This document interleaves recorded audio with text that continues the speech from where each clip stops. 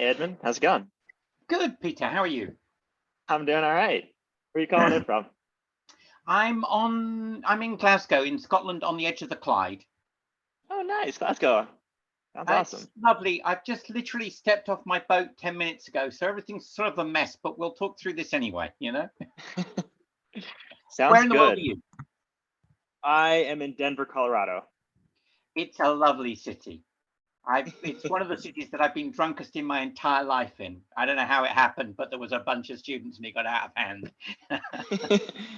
You're a teacher then? No, I was there because Netscape ran all of its training. I was part of the engineering team at Netscape on LDAP a long time ago. And when we did all our retreats with the engineers, we did them to Rocky Mountain and to Denver.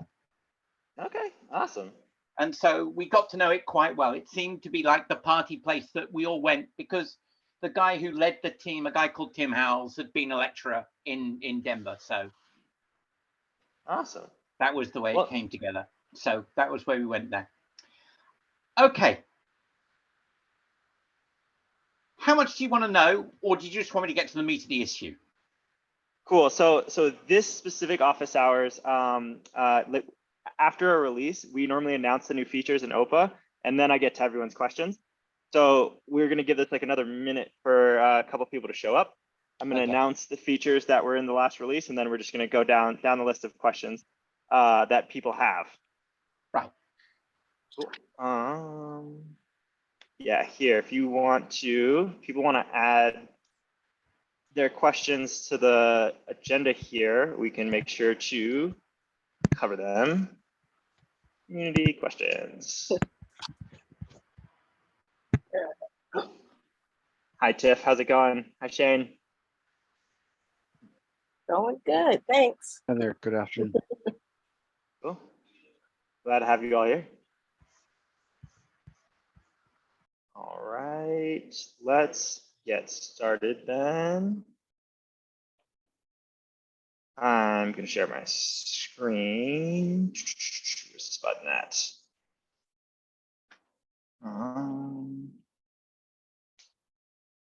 Cool. Let's look at this.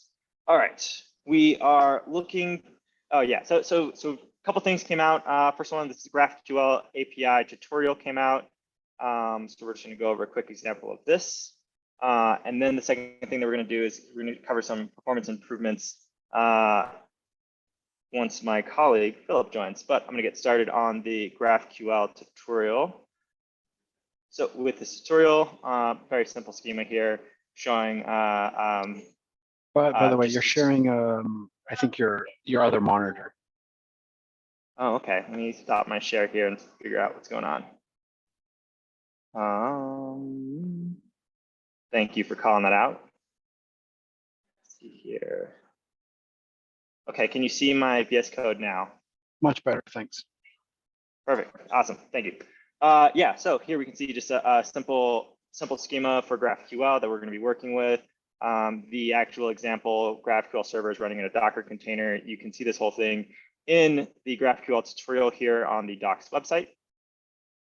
And so here, let's actually spin up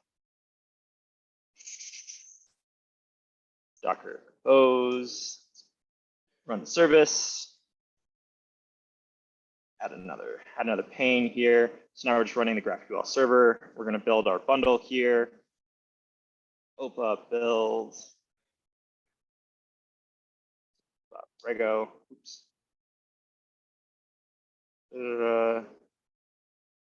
Must be in the wrong folder. There we go.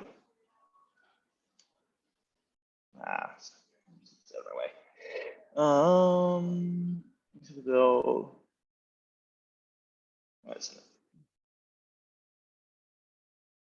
There we go. Drop this bundle into the bundles folder.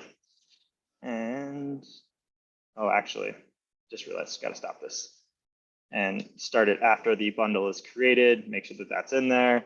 Then we're going to look at the queries that we're going to run. So here, this is just showing the query that's going to run every time against GraphQL. So we're going to set this kind of as a shortcut example, and then pass in these parameters So then we're going to see that this is going to be the query that's going to go through the GraphQL server and get passed through Rego and evaluated by the policy. And so let's run this real quick, see the response. We can see a response there. So let's actually look at the policies that we have written here. So in this example.rego file, we're passing in the future keywords in and every. This is just a list of which employees belong to which people. And here's the actual piece here where we're using the GraphQL built-in, right? And we're passing in the query and schema here that we just looked at. And so this is how we're actually evaluating the GraphQL query against the OPA policy that we're looking at in front of us. So default equals false. And for us to get a allow here, what we need is for every query in employee ID queries, we need these to come back true. So we're going to evaluate these in order. And so each of these kind of will look for something different, allow users to see their salaries or see the salaries of their subordinates, allow users to see the salaries of their subordinates. Okay. And then allow users to get their own salaries and allow users to get their own salaries. Okay. And so, oh, hey, Philip. And so this is the simple query, or this is the simple example that we're working with. And so here we can see that on this first query here with Alice is looking for Alice's salary. And so that came back and actually produced a result. And hey, Philip, actually, I'm curious, why does the salary always come back different? Does Alice make different amounts of money every single time? Well, for the sake of the demo server, it actually returns a random number every time and just converts it to an integer. So people have stochastic salaries depending on when you ask. That's fun. Yeah, I could have hard coded some stuff in there, but it's more fun this way. Yeah. Yeah, it's fun. I suppose in the future, if people complain, we can always hard code in an employees list, and give them set salaries and whatnot. Yeah, I think this is good for the example now. Yeah, and then so we can just see down the list here, we can see Bob's salary, or we can see Bob can see Alice's salary here, and then Bob cannot see Charlie's salary, right? So we're going to see an error code here. So this is the first one that we're going to see that actually violates the Rego rules here, and so we're going to use the default rule. And so if we go back over to our other terminal, we can see the violation from the Docker output. Oh, here we go. Auth response. And so just a neat way to show off the GraphQL built-in. And yeah, we have a few more examples here, but we have quite a few questions for people on the call. So I kind of want to be cognizant of time. And does anyone have any questions about the GraphQL built-in? Otherwise, I'm just going to leave this as is and move to the next topic. Cool, sounds good. Hey, Philip, do you want to run those performance benchmarks real quick? Yeah, give me 1 sec to pull them up on my work machine. Okay. How about, okay, while you do that, I will ask, I know Edmund had a question. So Edmund, what was your question?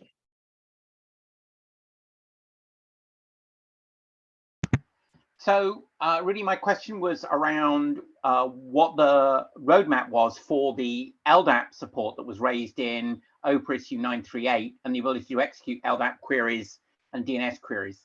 So that's been around a while. It doesn't seem to be worked on. I wonder whether it was dead entirely, in which case I'll head off and do something about it, or whether it's something that other people feel there's a need for.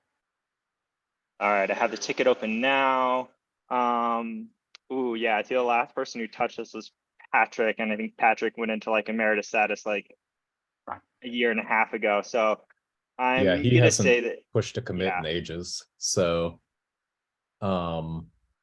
yeah, I would say this feature currently is stalled or dead in the water because I don't know of anyone on the OPA team that's actively working on LDAP right now.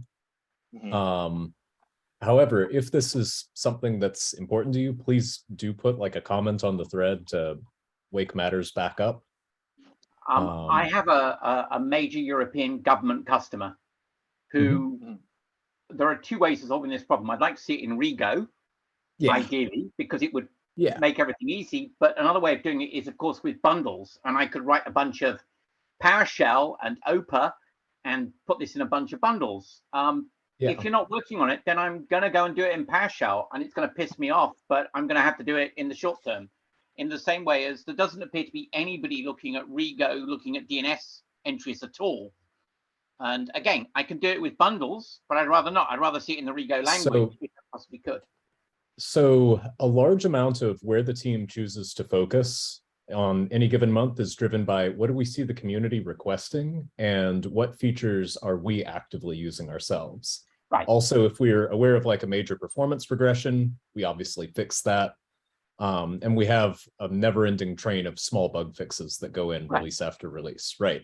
So I feel your pain viscerally that like, oh nuts, I'm gonna have to do this god-awful way for now. But I would encourage you, please do comment on the issue thread just so that your pain is known to the team, and we can, like, we really do key off the community for things that like we have a backlog that's a mile long, and so figuring out what things are actually hurting the community, it helps a lot if someone's squawking. Squeaky wheel gets the grease, so I'm more than happy to do that. I couldn't find anybody any issues anywhere talking about DNS support, and then DNS, particularly DNS SRV records and DNS TXT and A records are another area where, for this particular customer who are very government driven, and they're not ever going to be fully cloud, and it's important that things sit across both traditional and cloud infrastructure. If I could do OPA end-to-end for them, it would encourage them in one direction. If I can't do it, then they'll make a mess of it, Yeah. So I guess I'll open an issue on DNS and see whether that's worth doing. And that would be fantastic. And I will comment on the issue 938 saying, look, this is causing me pain. I have a workaround, but I'd rather not use the workaround. Right. Yeah. OPA's DNS support currently is incredibly limited if we have any support in there at all. I think the most we have might be the ability to resolve like the IP behind a DNS, and that's pretty dang primitive. I can't even use it to get SOA records to confirm that they're signed by the right people. Oof. Which I thought was like the naive least you would do to help me. Everyone comes to the table with expectations for what they think a policy tool ought to do, and so I'm interested to see, when you file the issue, like if you can list a couple of like common use cases for things you would love to be able to do. That's very helpful for us in designing like what built-ins do we want to expose in Rego to help you do those things efficiently, right? I think I can point you at two things, one from GCHQ in the UK. GCHQ is the equivalent of the NSA in the United States. And they have a policy recommending government behavior around naming that run all the way through. And there are recommendations because of the zero trust architecture required in British government to do that. And I can point you at a thing called DG13, which is the secret squirrel group of the European government that sits in the same place as GCHQ. And the documents look, I'm not going to say identical, but should we say very like the two people were talking to people at the same time. So look, I'm going to put those on issues and say, look, please, understand I'm going to go through some pain. I'm going to do it using bundles because I have nothing else at the moment, but I'll try and make some noise. Okay. Again, like we appreciate that a lot because it gives us something that we can use to talk about and be like, this specific issue is hurting at least one person we know about, and then we can also use the discussion thread to hash out back and forth. Do we want to do this as a set of built-ins for working with DNS records or whatever, things like that. So I have some proposals about it. I'll write up what my view was about what the nicest answer is. It's just timescale for delivery, and if there was something in the bag near, I would change my mind and use what was near. If it's dead in the water and it sounds like it's dead in the water, then that's fine. Well, so it's a matter of like, sometimes the team, if bug fixes go faster than expected on certain things, like we'll have a little extra capacity cleared up before the next release. So like for me, I look at it as like once we have it in the form of an issue, and we've hashed out kind of what do we want to build, we can, if it's like a bunch of relatively easy to implement small built-ins or something, those can go in, overnight kind of deal in the best case. But the worst case is it might take weeks. I don't know until I see it, So right? I'm sorry to say, I think that some of this thing is non-trivial. Lovely. And the non-trivial bit is I don't quite yet know how I'm going to solve it myself. And so Yeah. as I learn through building the built-ins for the bundles, I will solve that problem along the way. But I think it's always worth in these things saying, please pay some attention if it's close. Right.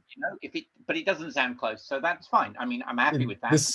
This is something I'll just tell you, it's cold right now. To my knowledge, this is a cold topic. This is not something where like there's a lot of heat and smoke and fire and interest on this particular set of topics.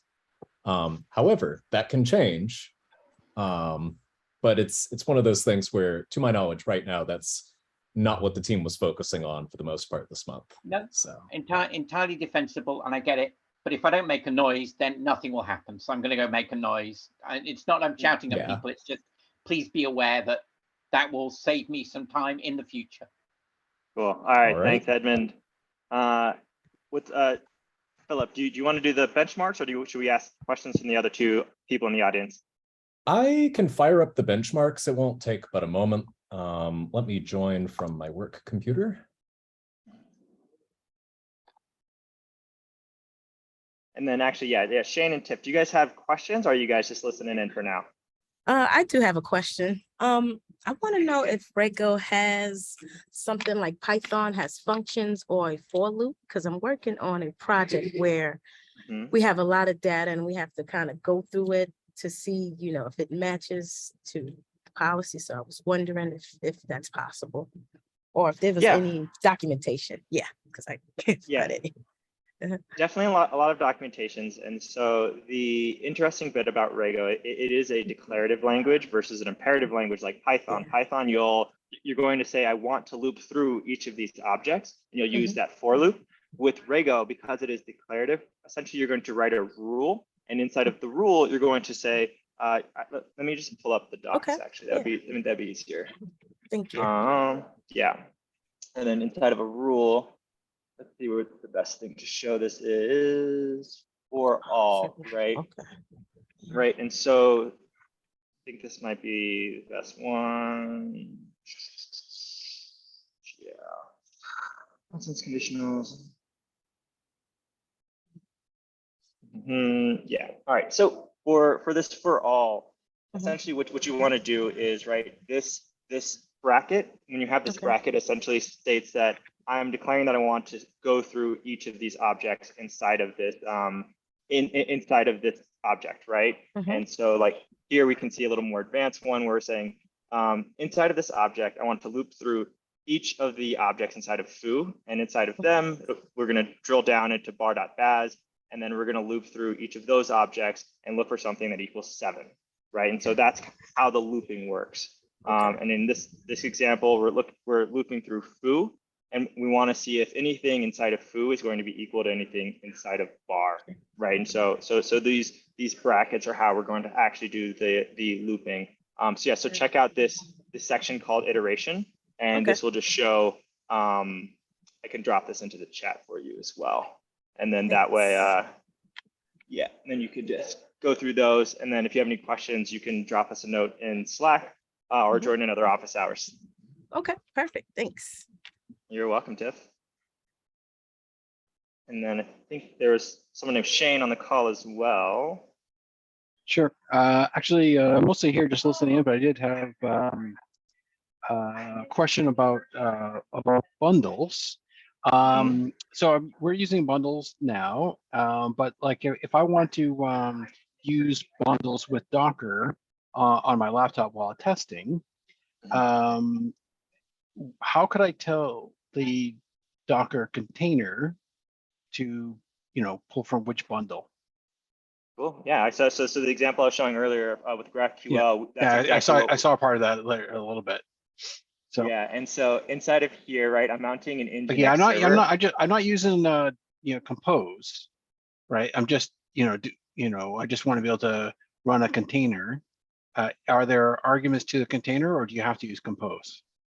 You can do the same thing without compose. Compose is just like putting together a bunch of Docker commands, right? And so, but essentially the logic that you want to use is you want to spin up a Nginx container. You want to expose that port locally, and then you want to serve the bundle, right? And so, and then that's how you're going to be able to get OPA to connect to that port that's being that the bundle's being served on, and then that's how it's going to find it. No, I mean, the bundle that I have, I'm using a cloud provider for the bundle. Okay. And I was attempting to use the OPA Docker container from Docker Hub. And Oh, is that I get no. So the OPA container on Docker Hub, that is for just you're going to use that to evaluate queries. That's not a bundle server, right? And so I'm not looking wanna, for a bundle server. I'm looking for OPA to build a, what do I have to give? So I mean, like in the command line, right? You basically say bundle and you give it the address, right? So just if you're using the OPA Docker container, what do you need to provide in terms of environment variables or command lines to be able to tell that to go use the bundle server? Gotcha. And I couldn't find that in the docs. Maybe I missed it. Yeah. You should be able to set a config file, and then right. And so I'm doing that locally, and I'm just running the OPA binary. But how do I pass that config file to the Docker container? Into the Docker container. I guess you would just add it. Let me try. I haven't done that myself. Philip, have you done this? Have you done this yet? I have not. It's possible that you would have to build a variation on the open policy agent image, but I don't know enough about Docker Kubernetes. Right, just build another, just add another layer with the configuration file and just Sure. Where would that configuration file have to live though? Let's look at Docker Hub. Hub.docker. Let's see what the actual command is that it's running, where the entry point is, and then we can, from there, figure it out. I forget if we pull for a default location that would be in the docs, but yeah, for now, we can just check Docker Hub and see. Yeah, let me see here.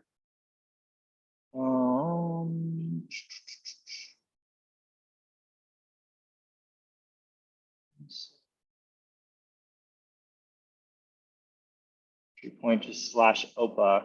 Okay, if it's just entry point / OPA, we should be able to just add in the command for the config file, right? And then just pass in that file as well. Does that make sense, Shane? Sort of. I mean, you're saying just literally just pass that, and but yeah. So I would create a new Docker container, right? Based on this one, add a new layer, sure. add in your config file that says where you want to pull the bundles from, and then update the entry point so that you're using this -c to get that file. So add that file into the container and then pass this into the entry point command. Gotcha. Okay. Yeah, I figured that this was most likely a common enough thing that there was a reference somewhere, or someone had already done this, but like I said, I couldn't find it. Yeah, because it would be under the operation stuff, and I don't know. If it's not there, we should probably file a docs PR for that, because that seems like that's a common enough use case. Yeah, so how about this, Shane? If you also want to just open up a GitHub issue asking for this information, Sure. and or ask that the docs be updated with this information, then one of us will get around to it and make sure that we just add a quick note about it. Yeah, I can do that.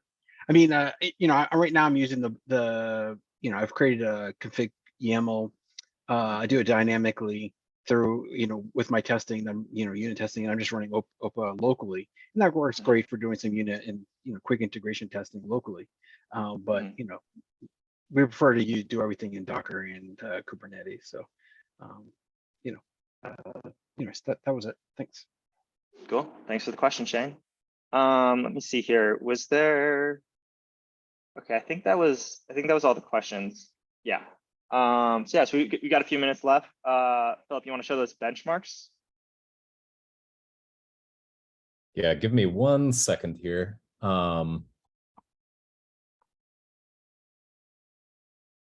Screen share.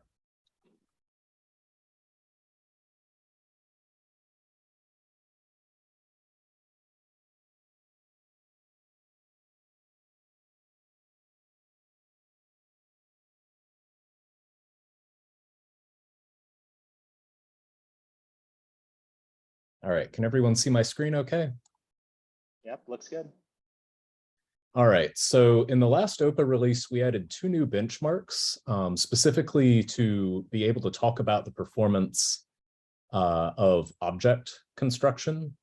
So OPA has a number of fundamental data types. Objects, sets, and arrays are some of the composite data types. And in the last release, we changed how insertion works for objects. There was a slight change in the underlying data structure that had some noticeable changes in its asymptotic behavior as objects got larger and larger. So we have 2 different benchmarks that were added to be able to actually, talk about this performance change. One of them was an object creation and lookup benchmark, which is the one that's on screen right now. It is not, I need to actually rerun this one. And all that this benchmark does is it just creates an object and then stuffs it full of keys, individual unique keys. And in this case, it goes, 5, 50, 500, 5,000, 50,000, 500,000. The reason why this last one here is important is before this PR landed, at about 138,000 keys was the point where the Golang slice allocator would start breaking on the underlying data structure we were using for objects. And we started having to pay the full penalty for non-optimal key insertion behavior. And so it would result in a ton of mem copy and mem move operations. So this benchmark was not possible to run in under 5 minutes before this change landed. And of course, now it runs very, very fast. Basically, we had a point where object insertions would break down and become quadratic in cost versus being O of 1 like everyone expects it to be. So yeah, this is just a quick demo with the latest OPA that, yep, nope, this runs and is as fast as it should be. You can see that the costs scale relatively linearly, although it does kind of, yeah, this is actually pretty reasonable considering that it's a times 10 increase. The critical stat here, though, is the stuff on the far right. There are no allocations per op. Whereas before, in older benchmarks, let me actually pull it up. Let me change what I'm screen sharing. Stop share.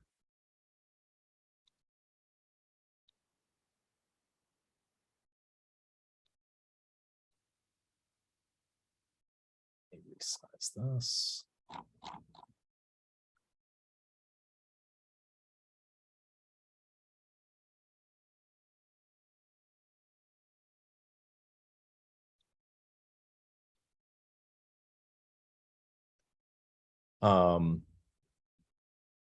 Yeah, so for this benchmark, you'll notice that same stat when you get up to about, I think in this case, we had 138,000 keys in the diff benchmark that we did at the time.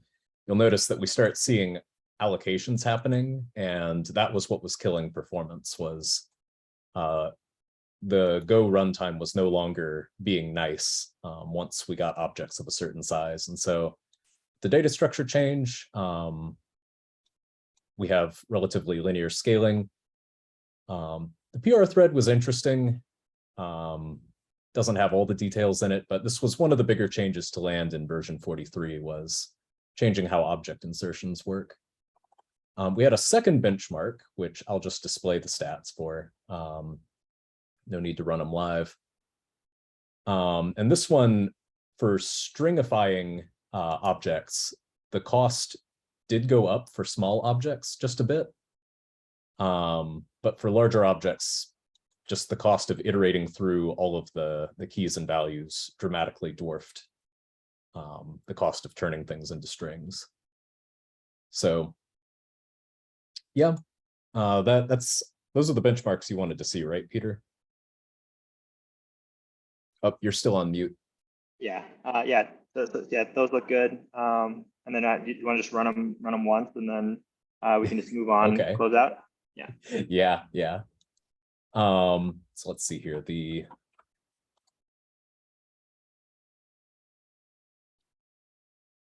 Let me change what I'm screen sharing.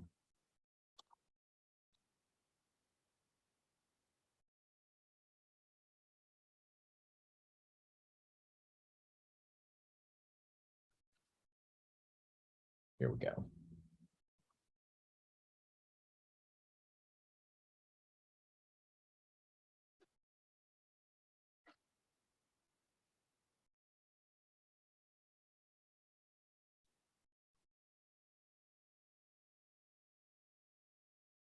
And we may have to sit here for a second. Yep. Sweet. Yep. All right.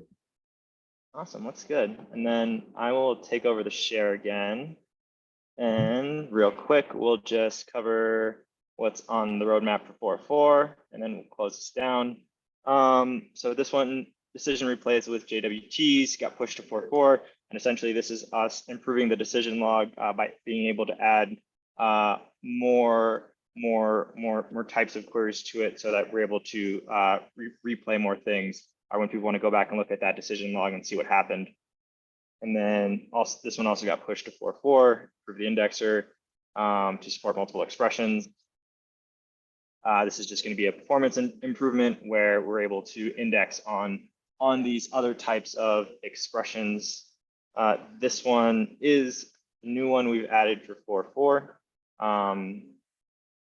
Just improvements to our sprintf, being able to just yeah, that one's been off and on. We've had people in the community try to tackle that one before, and it's trickier than we would like, because our number data type under the hood is flexibly a float or an integer, depending on basically usage. We have a similar problem to JavaScript, where we have a flexible number implementation, and under the hood, we make it an integer when we can, but the rest of the time it behaves about like a float with arbitrary precision, which is cool, but also introduces quirks, which are no fun for things like set operations, and when you go to print things out, is it a float? Is it an int? Who knows until the last second there. So resolving this issue will probably involve making our numeric behavior consistent across OPA, or at least spelling it out more explicitly. For now, you can continue writing your policies just like you have, and things will more or less work the way that you expect. If you're expecting a float, be careful and make sure you treat everything around it like it's a float. Yeah. Cool. So yeah, Awesome. That one's been on the backlog for a bit. I am optimistic it'll get fixed probably by 4.4 or 4.5, depending on when the team has time to look at that one. Yep. Cool. And then the last one here is this ellipsis operator, which is basically, adding in a new functionality where we're able to kind of expand upon a list to show, to see if something is matching inside of an array. All right. And with that, we are 3 minutes over. So thank you everyone for your time and for joining the office hours. And yeah, hope to see you guys around the community. Talk to you later. Thank you. Bye-bye. All right. Take care. You too.